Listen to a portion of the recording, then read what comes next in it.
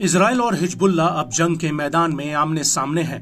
वहीं दूसरी तरफ आईडीएफ लेबनान पर जमीनी हमला करने की तैयारी में लगी है।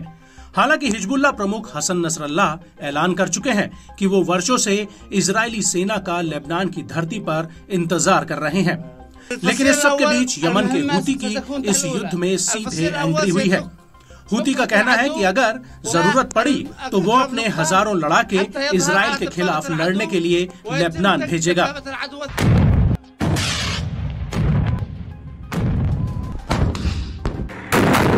और यही वजह है कि अब हूती इजराइल पर सीधे हमले कर रहा है।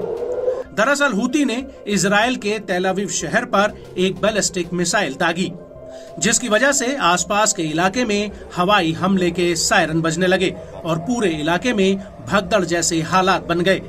वहीं एश्केलॉन सेटलमेंट से तो इस मिसाइल को साफ देखा गया।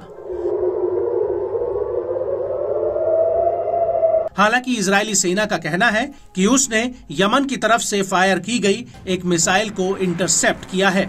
आईडीएफ ने टेलीग्राम पर एक बयान में कहा कि मिसाइल यमन की तरफ से दागी गई है, जिसे एरो एरियल डिफेंस सिस्टम ने इंटरसेप्ट किया।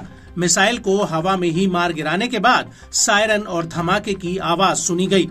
मिसाइल के नुकीले पंख नीचे आकर गिरे।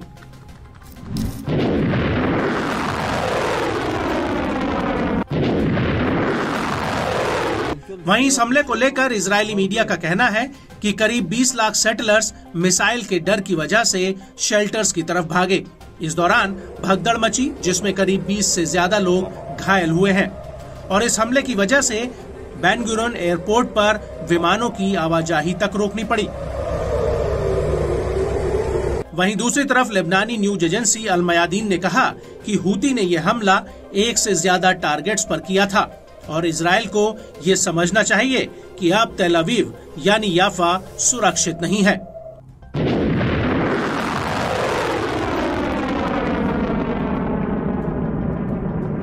आपको बता दें कि इस हमले से पहले हूती के प्रमुख अब्दुल मलिक अल हूती ने एक टीवी संबोधन में इजराइल को बहुत बड़ी धमकी दी थी। उन्होंने कहा था कि इजराइल के खिलाफ हूती लेबनान और हिजबुल्लाह का समर्थन करने से हिचकिचाएगा नहीं।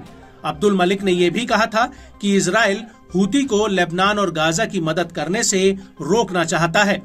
हालांकि वो लगातार यमन में हमले कर रहा है, लेकिन इसमें कोई शक नहीं है कि आईडीएफ ने हिजबुल्लाह पर हमले और ज्यादा तेज कर दिए हैं। लेकिन इसके बावजूद हूती का कहना है कि नेतन्याहू हिजबुल्लाह को हल्के में न ले, वो पहले के मुकाबले और ज्यादा ताकतवर हुआ है।